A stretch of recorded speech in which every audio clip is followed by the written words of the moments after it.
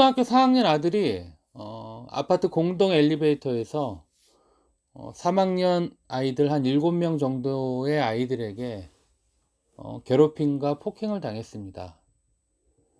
대부분의 초등학교에서 일어나는 초등학생들 대상의 학교 폭력들은 직간접적인 증거가 굉장히 미약함에도 불구하고 이 학교 폭력 사안은 명확히 엘리베이터에 있는 CCTV가 그러한 사항들을 다 찍어서 실질적으로 폭력에 대한 직접적인 증거는 명확히 남아 있습니다.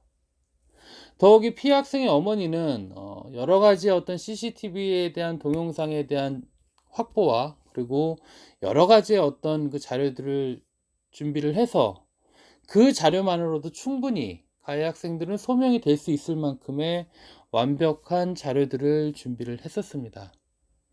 사실 그 어머님이 저한테 그 자료들을 보여주시고 나서 제가 그 자료들을 다 보니까 사실 제가 이제껏 피해 자녀의 어머니와 상담을 하면서 가장 잘 준비한 자료가 아닌가라는 생각이 들 정도로 거의 완벽하게 해당 학교 폭력 절차에 대한 증거들을 모아서 자료를 만든 게 아닌가라는 생각이 듭니다.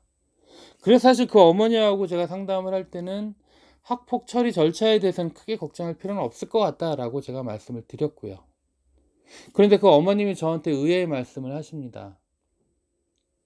소장님, 제가 사실 7명의 가해 학생들 중에서 저희 아들을 괴롭혔던, 주동했던 그 3명의 아이들에 대해서는 그 아이들을 만나서 욕을 했습니다. 라고 말입니다. 제가 일전에도 피해 학생 부모가 절대 가해 학생을 만나면 안 된다라고 제가 말씀을 드렸었는데 지금의 피해 학생이 또다시 가해 학생하고 접촉을 하게 된 겁니다. 너무 안타까웠습니다. 왜냐하면 지금 진행되는 학폭위에서는 일정 부분 7명의 아이들은 어떤 식으로든 간에 선도조치 받을 수 있습니다. 그러나 그 아이들이 지금 현재 초등학교 3학년이기 때문에 선도조치는 높게 나오지 않을 겁니다. 그냥 서면 사과와 접촉금지 정도의 선도조치밖에 나오지 않습니다. 1, 2호의 선도조치는 가해 학생들한테 처벌이라고 볼 수 없습니다. 그 아이들한테는 어떤 불이익도 가지 않습니다. 그러나 피해 학생이 가해 학생, 그 주동학생, 피해 학생의 어머니가 주동학생을 만나서 욕을 했다라는 거는 이거는 완전히 사안이 다릅니다. 피해 학생의 어머니는 아마 아동학대로 고소당할 수도 있습니다. 아니, 지금 현재 가해 학생의 부모들은 오히려 피해 학생의 어머니에게 협박 아닌 협박을 합니다. 당신 아동학대로 고소하겠다고 말입니다. 일정 부분 가해 학생의 부모들은 피해 학생의 어머니와 딜을 할 가능성도 있습니다. 제가 그 어머니와 상담을 하면서 너무나 큰 아쉬움을 표명을 했습니다.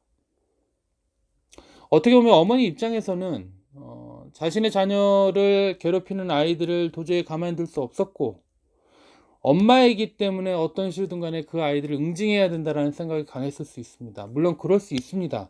충분히 이해합니다. 그러나 그러한 감정의 표현은 엄마의 입장에서는 일정 부분 해소될 수 있었겠지만 이 사안이 아동학대로 만약에 고소가 된다 하면 피해 자녀와 피해 엄마와 그리고 피해 아빠는 더 큰 고통이 올 수도 있습니다. 저는 사실 이 상담을 하면서 너무나 안타까웠고 피해 어머니께서는 저한테 어떻게 해야 되냐라고 계속적으로 조언을 구했지만 제가 사실 섣불리 그 어머님께 명확하게 답변을 드리지 못했습니다.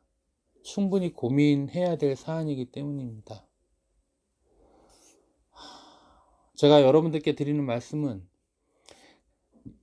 가해 학생하고 접촉함으로써 그동안 보다 유리하게 상황을 지배하고 이끌 수 있었던 학교 폭력에 대한 사안들이 오히려 아동학대라는 더 큰 형사사건으로 인하여 묻히는 게 너무나 안타까웠습니다.